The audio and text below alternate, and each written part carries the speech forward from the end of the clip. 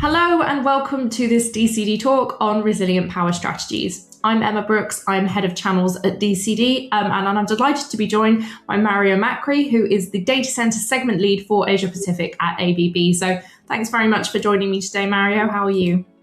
Great, I'm well, thanks, Emma. Lovely to be here. Thank you. Lovely to have you. So to start off with, are you able to tell me a bit more about you, your career journey and your role at ABB? Yeah, sure. My prior to ABB was about a 9-year career journey. I spent most of my life in energy, project management and development, and senior leadership and various executive leadership roles in the energy sector mainly. So everything from oil and gas all the way through to sort of developing renewable projects internationally. I started my career at ABB leading the services business across all of our business areas before moving into electrification, where I spend my time now. And I not only head up the data center segment for smart buildings and smart power in Asia Pac, but I also look after those divisions across Oceania. I head up those divisions. Brilliant. Thanks for the intro. So this DCD talk is all around resilient power strategies, but I suppose to set the scene a little bit, how are hyperscale and AI-driven growth demands, so it's reshaping the way data centers in APAC are planning their power architecture at the moment? Yeah, look, the availability of power is a huge issue for the segment, as everybody knows. It's an enormous challenge. And of course, the segment continues to go from strength to strength and accelerate in its growth. We've already seen some countries move to restrict and even slow the segment development, which is forcing the players to sort of shift focus to other jurisdictions or even solving their own power generation needs in some cases. So, within the data center itself, the power architecture is evolving quickly.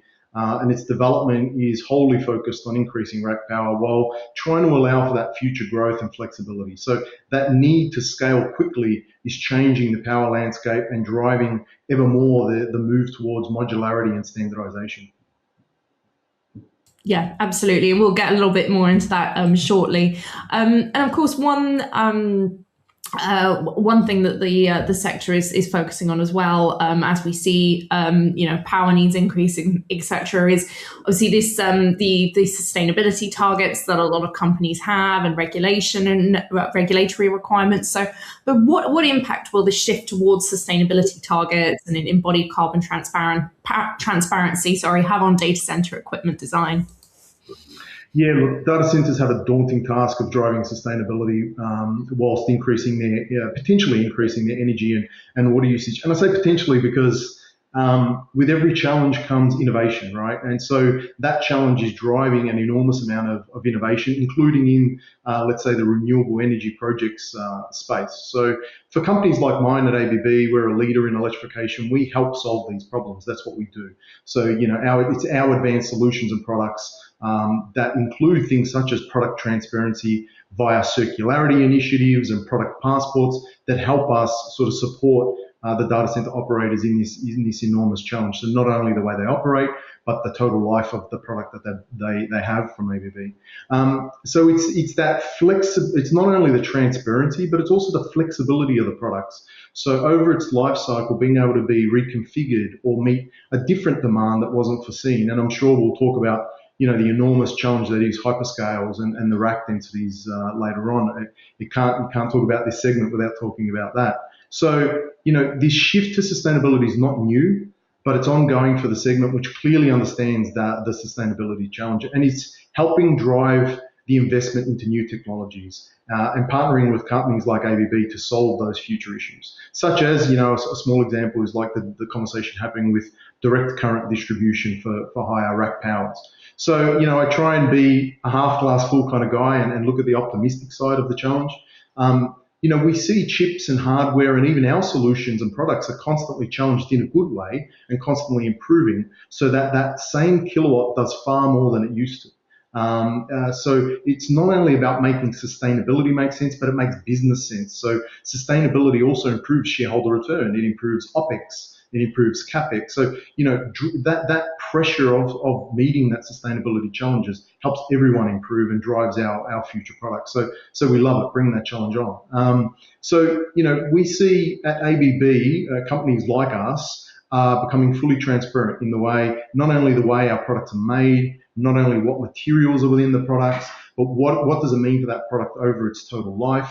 How can you get the optimum performance out of that product by using analytics and other things? How can you reconfigure that over its life cycle? So that's, the total embodied carbon that we talk about. It's not only the initial investment, but what's that investment over the entire life, all the way through to when the time comes to dispose of it, right? How do you dispose of it? It's a great challenge in our society at large, not only our industry, is what is in these devices and how do we either recycle or dispose of them? So that transparency leads to that full embodied carbon view.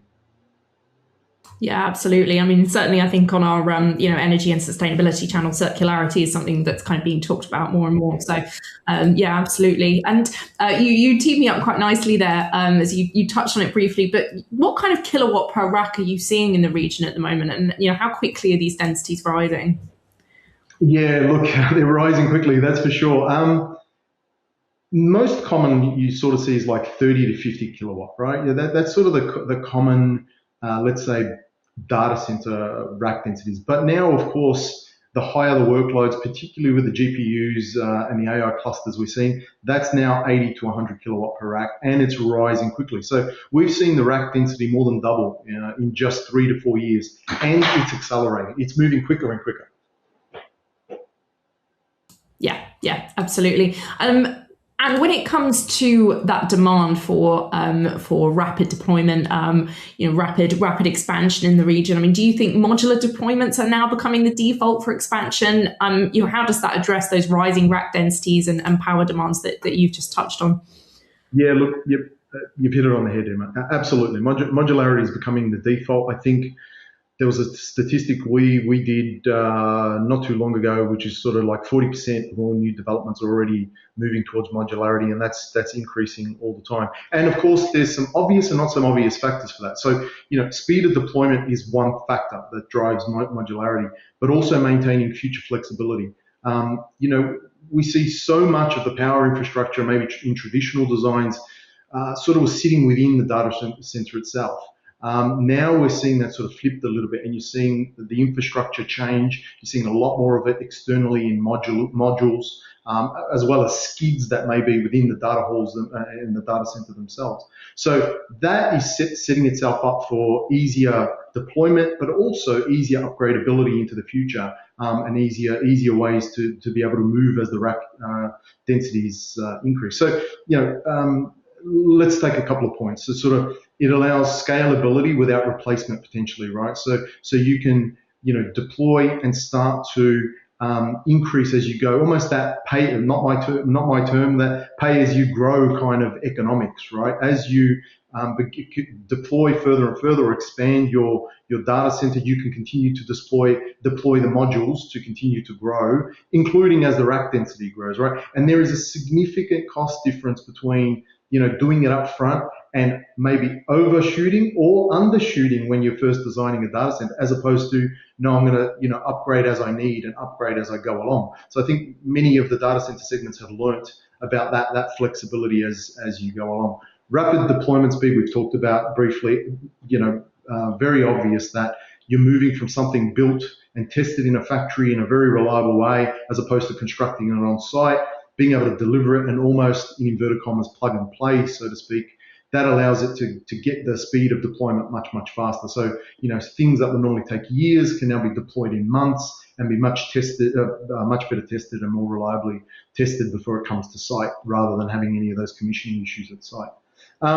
Redundancy is an important one, as having modules and having modularity allows you to have redundancy in the system as the system begins to grow, right? As the data center begins to grow, so and the density grows. So, that failure mode, the N+1 redundancy type mode, that's pretty essential, particularly when you're talking about racks and 100 kilowatt and above, right? That's a massive impact if you don't have the power, or there's a failure to supply those kind of racks.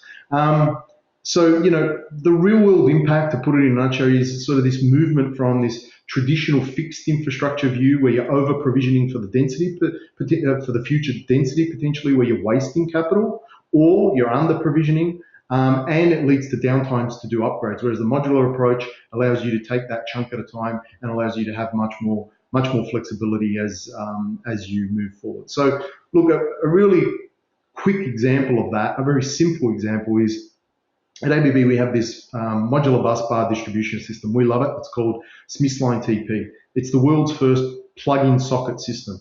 A lot of data centers use it in their RPPs, remote power panels for the data center. It allows quick deployment, quick in and out changes of the modules. So not only does it make it easier when you're designing up front, but also during the life of it, you can change those modules and to change the nature of those modules as you wish. So it allows that fully flexibility of that RPP into the future. What does that mean? It means if you're changing or upgrading, you don't have to throw the RPP away or redesign or rebuild an RPP away. So that's reducing waste, right? Coming back to that resource and sustainability point as much as the embodied carbon point. Fantastic. Thanks very much, Mario. Another thing which I wanted to bring up with you is something I think often overlooked is that increasing rack power density, means more stringent safety protocols are essential. So, what innovations in protection do you think are becoming essential for modern facilities as rack power densities rise? Yeah, a really important question. Thank you, Emma, and critical as the power rises at the rack. Look, there's some things that I'll say are probably standard into the industry and some that are at the bleeding edge. So ultra-fast arc flash protection, detecting in under 1.5 milliseconds and eliminating faults in under 4 milliseconds is sort of where we need to be. There's digital protection and monitoring, so there's microsecond isolation. So the products and components are detecting an issue and shutting down immediately before a major adverse event.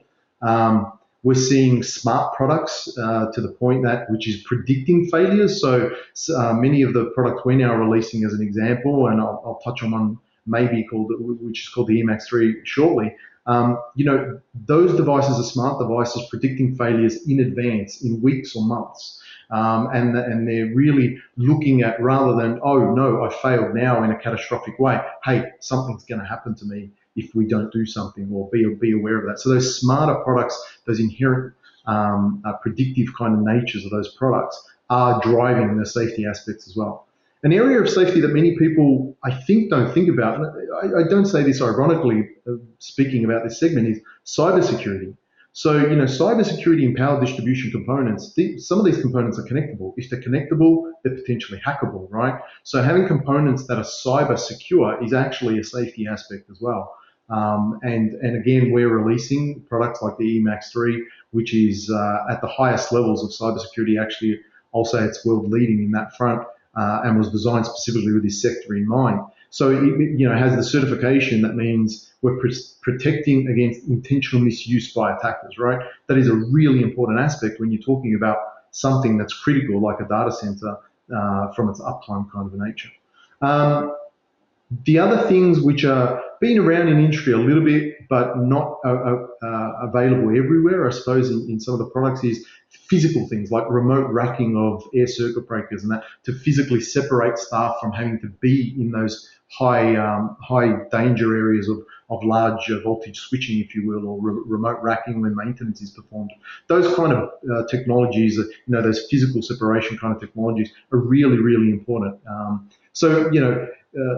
That is, for me, some of the key things. I think, I touched on the Emax3 earlier, which is our new air circuit breaker. That Emax3 is world leading when it comes to things like the embedded arc flash protection, its continuous monitoring, its racking capabilities, its thermal monitoring, its earthing and fault management, all at world-class levels, and its cybersecurity. So they're the kind of things that we see as standard within these power systems going forward. Yeah, thanks. Thanks, Mario. Really important points. And touching on uptime briefly, when it comes to predictive maintenance, what capabilities do you think operators still lack today, and how will predictive maintenance redefine uptime strategies? Yeah, I'm going to be generalistic in my comment because I don't think all operators are, let's say, at the bottom end or top end, if you were to use a sliding scale of, really advanced predictive maintenance versus really basic. If I take a generalistic view of that, I think what operators are lacking today, firstly, is real-time visibility, right? I still see people talking about scheduling in inspections versus continuous monitoring. I still see people talking about not having enough sensors covering their critical infrastructure, so they have that data to be able to get that real-time visibility. They also, without that data, can't see degradation patterns before failures. So the result is a failure, rather than this real-time visibility of something starting to go wrong. Can we catch it? A second area I see is that accuracy to predict failures, right? So it's largely, again, a reactive or scheduled based maintenance, like you take your car in for a service every so many kilometers or so many hours, rather than almost the car telling you, hey, I have a problem coming, right? So that gives insufficient lead time. And so you're there facing in the here and now a snap decision of something failing versus being able to plan something in a very controlled and scheduled way and reducing the downtime and all the cost implications that come with that downtime, right? That, of course, then leads into things such as integrated intelligence. So we see in data centers, and not only the data center segment alone, I've got to say, even in industry in general, that the electrical, the mechanical, the IT systems, these systems are monitored in silos almost. There's very little cross-system correlation across the entire ecosystem, and there's no holistic infrastructure view, right? So that is important because these systems don't operate in isolation necessarily and do interact with each other. And then you're at the mercy of how good the monitoring system for each one of those individual silos may or may not be. And so it leads me to, the fourth one, which is around people not having the actionable insights that I touched earlier. Sometimes it's data overload. Sometimes they have too much data, depending on and they don't know, okay, what is the most important data versus what's not. And they therefore don't know how to prioritize that data, nor prioritize their maintenance actions, right? All the maintenance actions have the same prioritization. It's not this one's more important than that one. Let's plan for this one first. That one can wait a while. So there's really no cost benefit analysis for the intervention. They're intervening, but they're not looking at the impact of that intervention. So for me, the key takeaway here is, preventative maintenance is about transforming from prevent failures to optimize continuously. So it's about getting that real-time visibility and the predictive intelligence that the operators lack to enable those proactive uptime strategies to maximize the performance and the return on investment of the asset. Also, the device or system can take care of itself dynamically, as opposed to a dumb device that just needs to be shut down because historically that's every time we shut it down. And usually that shutdown leads to problems because of the shutdown rather than the device having had a problem in the first place. So this is what we're seeing. We're seeing people are still coming up that curve. The good news is things like I mentioned earlier, the Emax3, they have inbuilt predictive maintenance algorithms. They have algorithms that will proactively tell you, hey, I have a problem and it's going to be in 3 months' time. You need to do this because I have this issue. So, the products and the systems and the control systems are out there right now and available right now to do these things. Fantastic. Thanks, Mario. And to finish us off, while I certainly don't expect you to have a crystal ball, what are your predictions for power and power density over the next year? Yeah, these words are going to come back to haunt me, I think, Emma. This is an interesting one. Okay, so some famous last words. I think it depends on where you start from, right? And everyone has different data and everyone models the industry differently. Look, let me start with power. I think this year the segment as a segment globally will reach 120 gigawatt globally. I think that's a CAGR of definitely double digits, 15 to 20%. So that's enormous. I think we will, depending on some studies had the industry under 100 gigawatt. I think it's going to be 120 gigawatt by the end of this year for sure. Rack densities is a tough one because there's such a big span of data centers. We always think about the bleeding edge, I suppose, the GPU AI-driven stuff. But rack densities, 150 kilowatt plus, I think, at the bleeding edge. We're definitely seeing already the major players, the hyperscalers, in their, let's say R&D next gen data centers are at that and above, right? The 1 megawatt rack is being talked about, full immersive cooling on power infrastructure and all the rest. But I think we will see that, come back from the bleeding edge a little bit, let's say at the day-to-day data center being built we're seeing I think we'll see the rack densities get into the 150 kilowatt this year. And as an interesting prediction, I think on the lower side, the sort of 30 kilowatt and below, I think will start to contract. I think we'll see that the need for those will begin to get less and less. So I think the rack densities at an average will continue to climb to the 100 kilowatt and above. But let's see if I'm right or wrong by the end of the year. I'm sure someone will prove me wrong for sure.